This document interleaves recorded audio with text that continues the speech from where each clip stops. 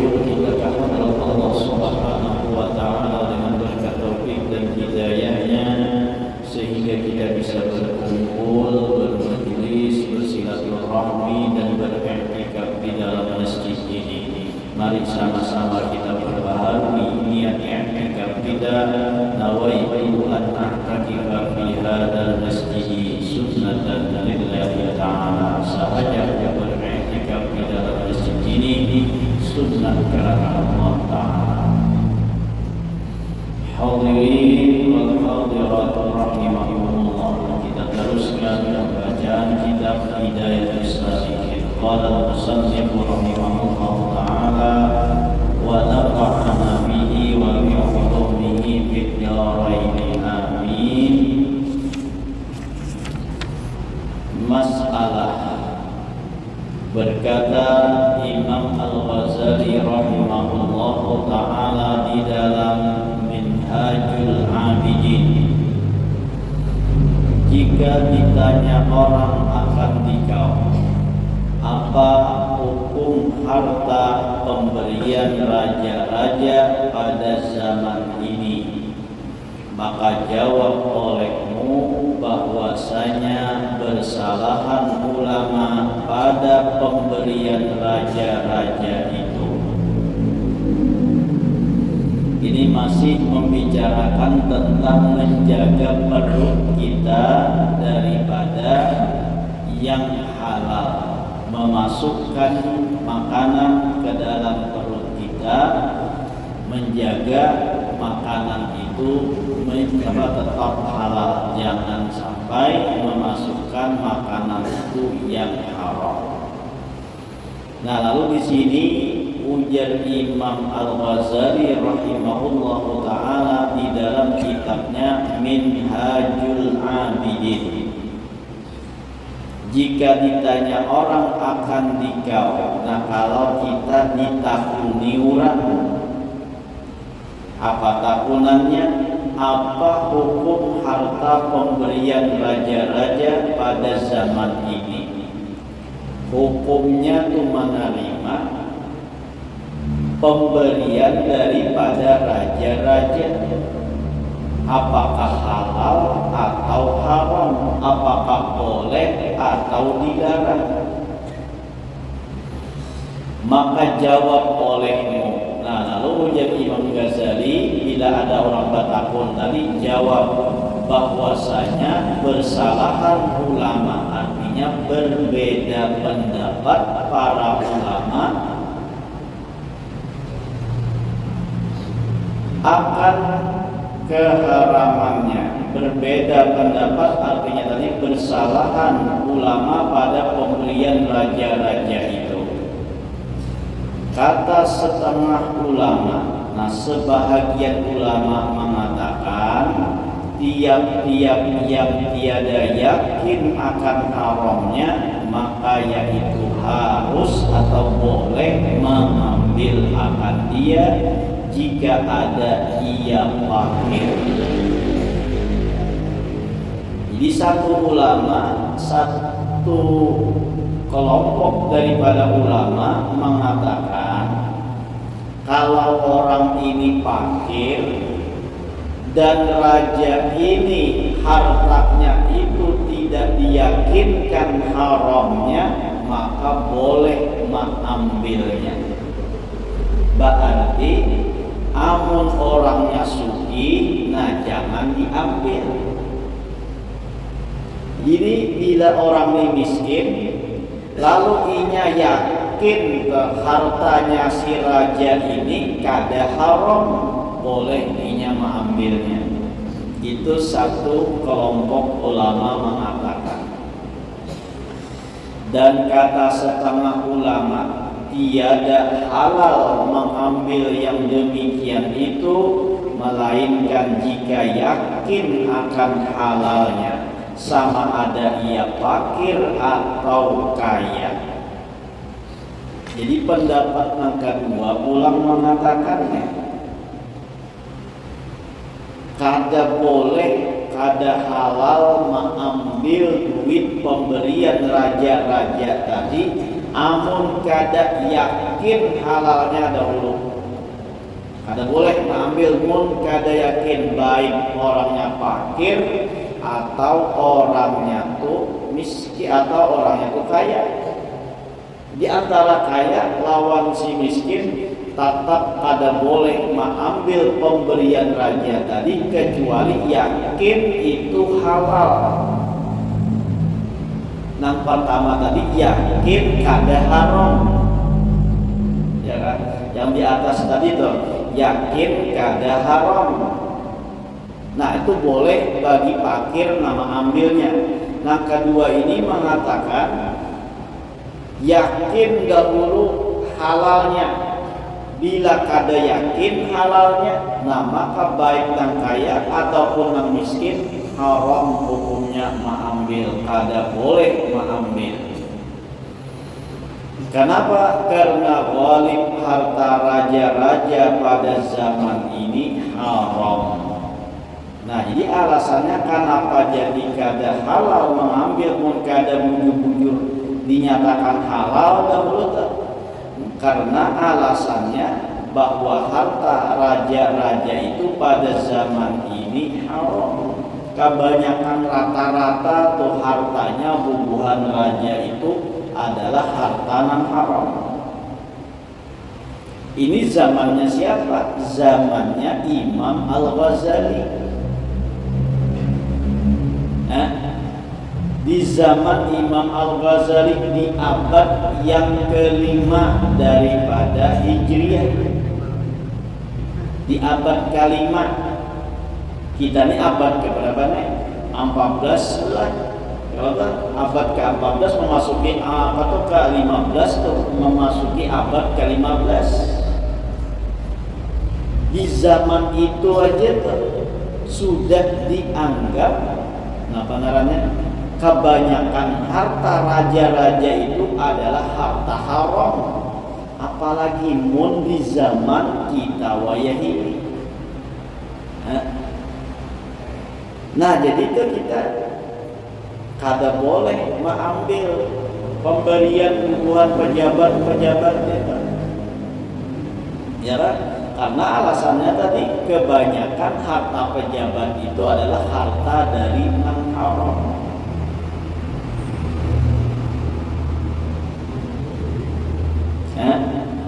Ini mau bujur-bujur mengarahkan sampai ini kada mau mengambil pemberian orang yang memberi kita, apalagi itu dengan tujuan untuk memilikinya.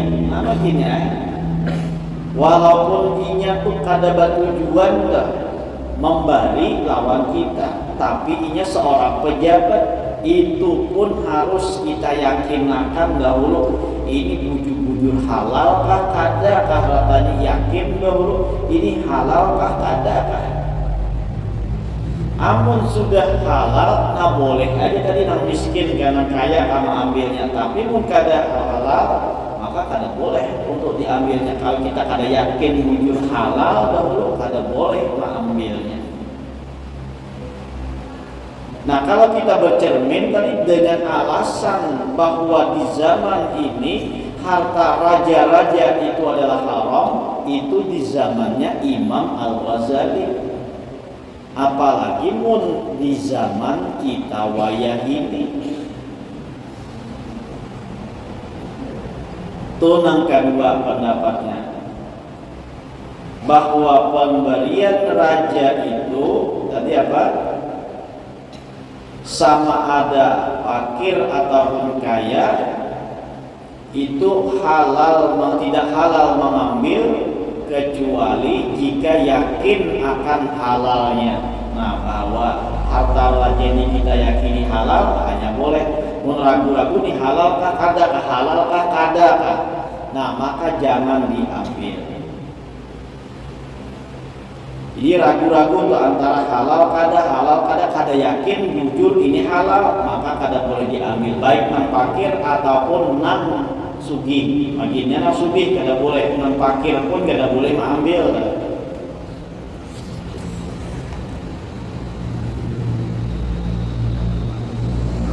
Dan hanya dan kata setengah ulama. Nah pendapat yang ketiga, bahwa pemberian raja-raja itu halal bagi orang kaya dan orang fakir apabila tidak yakin haramnya. Berarti mun merasa ragu-ragu ini halalkah kada. Nah, menurut pendapat yang ini boleh hukumnya untuk apa? Untuk mengambilnya. Yang pendapat yang ketiga nih. Ini namanya kan yang kita ambil kesalahannya lagi kita. Ya kan? Ini mun ada orang mau menunjukin nih, nyata bisa mengambil yang ketiga ini sama pendapatnya. Berhadapan, Pak. Namun orang belum memberi bisa haram dulu tuh. Ya kan? Nah, jadi tuh apa tuh anggap bila hendak mengambil pendapat yang lama yang tiga ini dan hanya saja dosanya itu atas orang yang memberi pula. Alasannya nang dibari ini kada tahu dia apa-apa, nang memberi ini itu nang harus bertanggung jawab karena ini tahu ini nang halal ini nang haram. Kalau nang haram dibari lawan nang dibari tuh. Kalau nang haram nih dibari akan lawan nang dibari dan menerima. Ini kan kada tahu apa-apa. Nah, jadi ujian yang pendapat yang ketiga ini tasarah aja mun asa yakin, amun kita asa kada yakin tuh itu haram boleh mengambil. Nah, yang penting kita kada yakin itu haram. Berarti mun ragu-ragu pun kita boleh mengambil. Ini halal kah haram kah halal. Nah, itu kan kada yakin lagi haram tuh kada yakin tuh. Ini halal kah haram kah haram. Nah, maka boleh mengambil. Alasannya kenapa? Alasannya nang menanggung dosanya tuh nang memberi lain nang diberi. Masuk akal ini. Masuk akal berataan ini orang. Masuk akal seberataan ini. Ya, seorang kita kada tahu ya, kita kada tahu. Jadi kan nang bertanggung jawab, nang memberi ini kan apa? Nang memberi ini yang nang paling tahu tentang duitnya, ini duit haram, ini duit halal. Jadi bila ia memberi duit haram, ia tanggung jawab. Bila ia memberi duit halal, ia dapat pahala. Nah, nang diberi kada tahu di apa-apa. Nah, ternyaman sedikit pendapatnya ini Allah. Ini pendapat yang pertama dahulu tuh. Bila kada yakin haramnya. Nah, artinya kada yakin haramnya ini apa? Ragu-ragu nih haram kah halal kah, haram kah halal kah. Berarti kan ragu-ragu tuh termasuk kada yakin haram. Maka bagi orang fakir boleh mengambil. Orang fakir tuh boleh mengambil. Amun orang sugih kada boleh mengambil. Itu yang pertama dahulu. Nah, sama BLT itu kayak itu juga. Oh, BLT itu. Ini mun yakin duit yang dibagi ini duit haram, ya kan? Kada boleh diambil walaupun fakir. Tapi amun ini kada yakin duit haram, kada yakin duit haram. Ini halal kah haram? Duit negara ini halal kah haram? Duit negara ini. Hah? Berebut halal kah haram kada yakin. Nah, maka nang sugih kada boleh umpat, nang miskin aja boleh mengambil. Memang dasar kayak itu BLT nya Pak ya kan. Nah, jadi nang miskin dasar nang miskin nang dapat, nang sugih kada dapat. Tapi kadang-kadang nang sugih ini bukan miskin juga. Itu pangan alihnya. Kalau tuh antri antri sembako tuh. Padahal apa segala enggak ada ganal kuning pulang tuh. Lalu apa tuh kada sultan juga antri. Padahal nanti ambil tuh apa ada nilainya tuh. Nah, jadi mun yakin, mun kada yakin tuh. Ya kalau tuh ini misal pembagian baras miskin misalnya. Ini yakin kan halal kah haram kah? Kada yakin ini haramnya.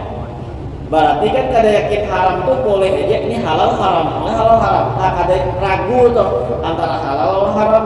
Nah, maka bagi orang fakir boleh mengambil, bagi orang miskin maka bagi orang kaya kada boleh mengambilnya. Pendapat yang kedua yaitu tiada halal mengambilnya, itu haram. kecuali yakin halalnya. Nah, mun ragu-ragu dulu ini halal haram nggak, maka kada boleh diambil, baik oleh nang miskin atau nang sugih. Jadi yakin dulu ini halal hanya boleh diambil, baik sugih ataupun si miskin. Kenapa tadi? Karena kebanyakan harta raja-raja itu dianggap haram, kebanyakan kan? Itu di zaman Imam Al-Ghazali, apalagi di zaman kita wayah ini. Yang ketiga pendapatnya, nah ini tanaman bahwa tidak yakin itu haramnya, ada yakin haramnya. Nah maka boleh bagi nang sugih ataupun nang miskin untuk mengambilnya.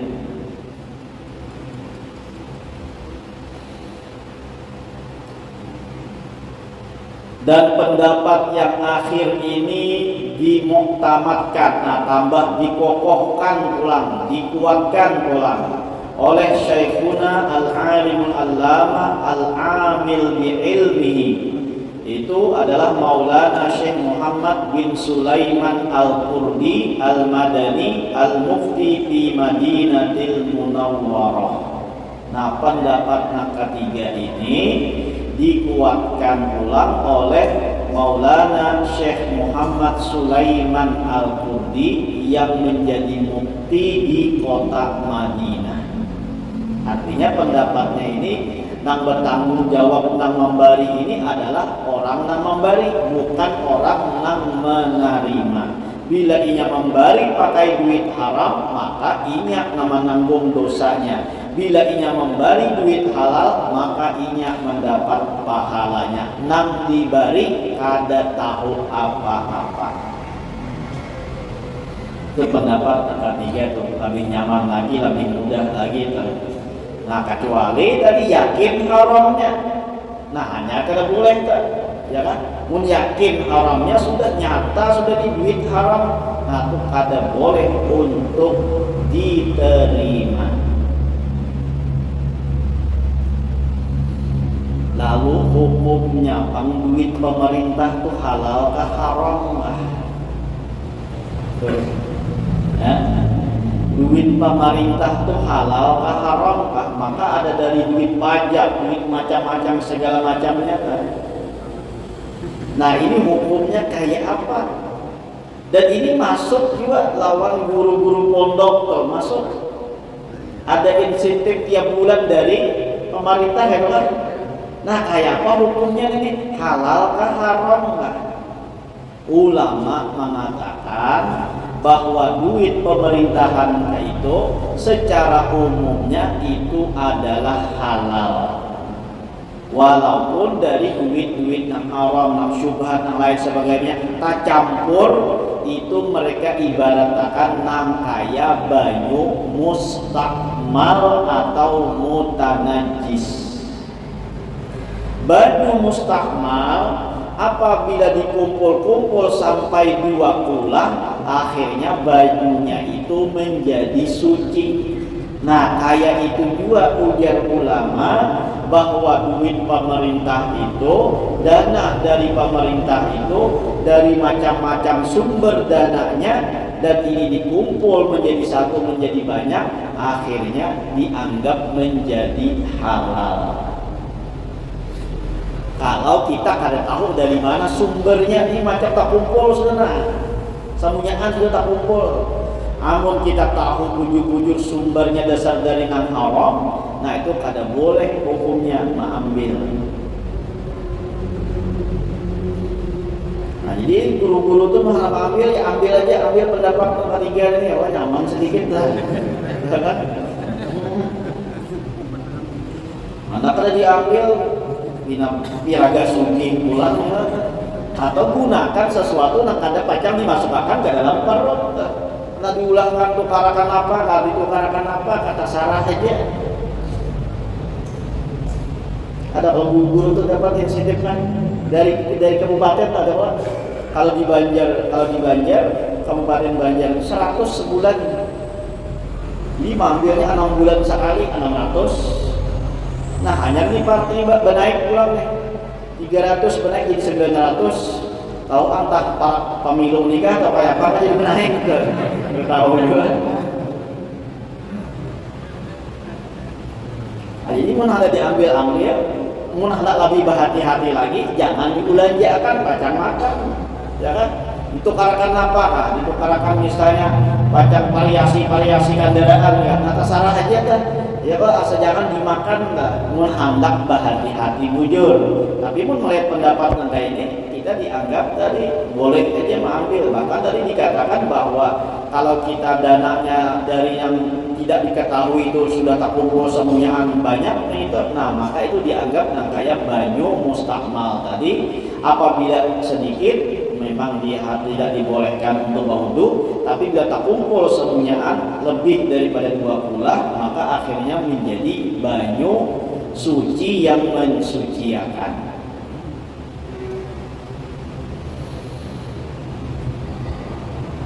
Baik, itu tadi satu masalah. Dan kata Imam Al-Ghazali rahimahullahu ta'ala, jika ditanya orang akan kita, apa engkau kata pada pemberian orang pakan dan lainnya? Betul? Pakannya, pemberian orang, pakan dan lainnya, makanan dan lainnya, betul kan? Nah, adakah lazim menolak akan dia dan memeriksa daripadanya atau tiada lazim? Itu tadi pemberian raja-raja tadi tuh. Nah ini masalahnya pulang diberi oleh orang baik makanan ataupun yang lainnya. Nah maka apakah kita lazim untuk menolak akan dia atau memeriksa daripadanya atau tiada lazim? Nah tiga pilihan ya. Bila ada orang memberi kita, nah maka apakah lazim kita untuk menerimanya atau memeriksa terlebih dahulu?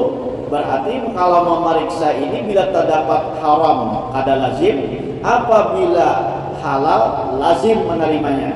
Nah ketiga, atau tidak lazim, yaitu kada boleh menerimanya.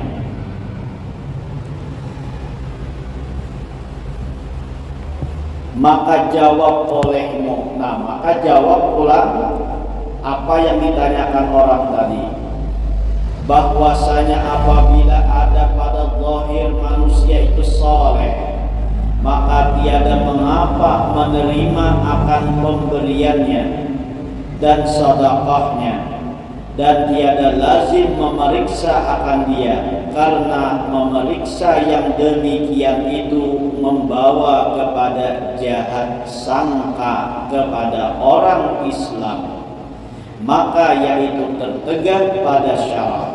Karena firman Allah Ta'ala, inna ba'dadh dhanni ismun, artinya bahwa setengah sangka akan manusia itu dosa. Nah jadi kalau ditakuni orang pulang kita diberi orang baik makanan atau yang lainnya, apakah kita wajib untuk menerima atau kita kaina dahulu menerima, memeriksa dahulu apakah ini halal atau haram? Nah, apakah kita lazim untuk menolaknya, ada menerimanya?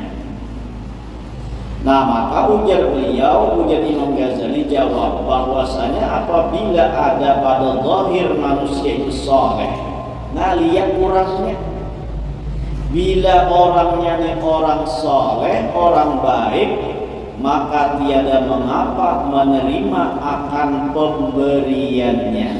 Jadi kalau orang ini orang baik aja, nah orang yang rajin ke masjid misalnya, yang rajin sembahyang berjamaah, yang rajin orangnya menuntut ilmu dan lain sebagainya, itu yang memberi, nah maka itu dianggap halal, boleh bagi kita untuk mengambilnya. baik menerima akan pemberiannya dan sedekahnya. Nah, artinya sedekahnya di sini adalah boleh jadi termasuk zakatnya. Di sedekah itu, karena sedekah itu bisa sebenarnya bisa yang sunat ataupun bisa yang wajib. Dan tiada lazim memeriksa akan dia. Nah, kada wajib mengoreksi, memeriksa, menelusuri harta nak dibarinya ini halal kah haram kah. Kenapa kada wajib? Karena memeriksa yang demikian itu membawa kepada jahat sangka. Bilanya kita kada menerima lalu mengoreksi terlebih dahulu, nah itu bisa berakibat suudzon. Dan suudzon itu kita kada boleh lawan orang lain. Nah, makanya kita tuh husnudzon. Secara syariatnya, secara luarnya, secara zahirnya, bila orang ini baik kegiatan, bila orang ini soleh aja kan, nah maka kada perlu lagi untuk ditelusuri dan untuk diperiksa apa yang diberinya tersebut. Itu secara hukum zahir, hukum fikihnya kan. Bila dianggap baik, nah maka kada perlu lagi untuk sampai ke dalam-dalamnya. Bahkan dalam ilmu fikih itu kan, dalam ilmu fikih, seandainya ada orang berjual seputing berjual daging sapi, sebelahnya di sini ia berjual daging babi. Ini dua. Nah, ini daging sapi, ini daging babi. Lalu kita melihat ladingnya atau pisaunya tuh sebuting aja pisaunya, maka kita boleh menukar daging sapi tadi lawan orang yang berjual di sebelahnya, walaupun sebutingnya ini berjual daging babi, sebutingnya jual daging sapi, ladingnya sebuting, boleh bagi kita untuk menukar daging sapi tersebut.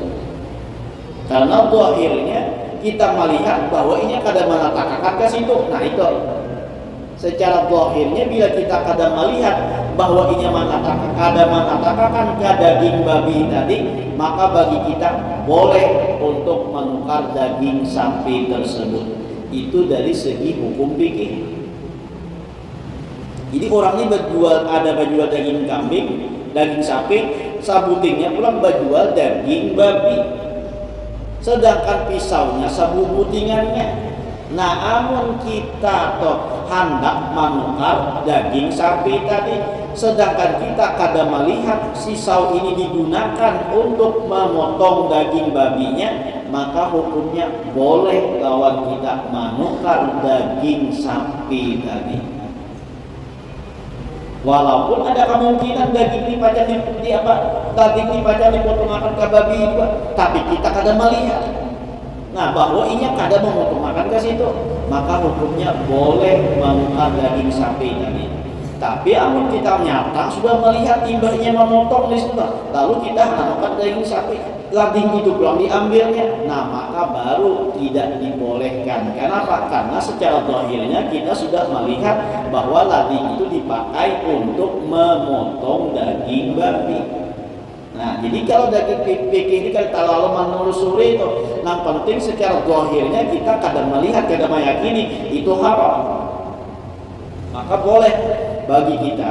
Nah, kayak ini juga bila dibari orang melihat orangnya.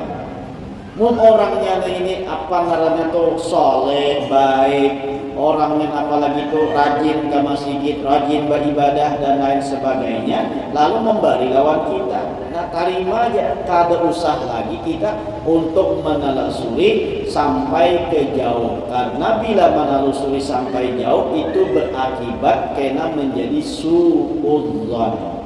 Maka suudzon itu ujar Allah termasuk bagian daripada dosa.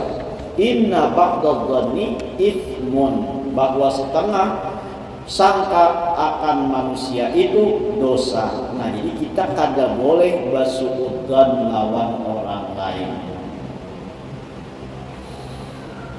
Sampai ya? Nah, sampai itu juga. Syah dan mula. Ketahui dulu bahwa hukum syara itu terbagi atas dua. Nah, itu karena kita bicarakan mudah-mudahan dengan berkat kita berkumpul bukan segala dosa kita, dosa kedua orang tua kita, dosa guru-guru kita, dan dosa kaum muslimin wal muslimat. Mudah-mudahan kita dipanjangkan umur, disihatkan badan, dilapangkan dari segala urusan, dikabulkan dari segala hajat dan permohonan. Semoga kita dimatikan dalam keadaan iman wal Islam, masuk surga bersama Rasulullah sallallahu alaihi wasallam. Amin ya rabbal alamin. Minta halal, minta